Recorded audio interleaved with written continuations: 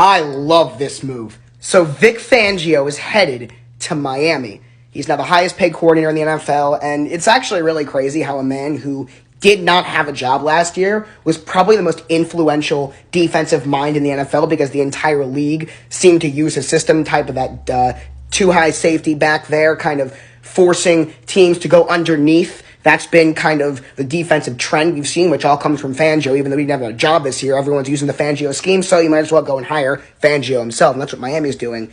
And I think it's going to be really interesting to see what he does with Miami, and Javon Holland actually in particular, because their defensive front is great. I mean, you guys got guys like Bradley Chubb and Melvin Ingram and Christian Wilkins, obviously, who I think is a game wrecker underneath. I don't think people talk about him enough, but he's an absolute monster.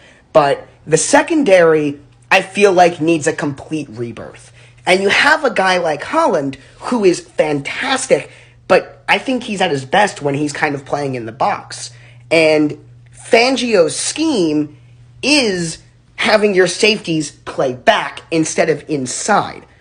So could we see a potential position change almost with Holland where he might just straight up play some linebacker next year and they get a completely new secondary back there? Xavier Howard had a pretty down year. I think he allowed a lot of touchdowns. I'm pretty sure he allowed like 6 or 7 touchdowns in coverage last year.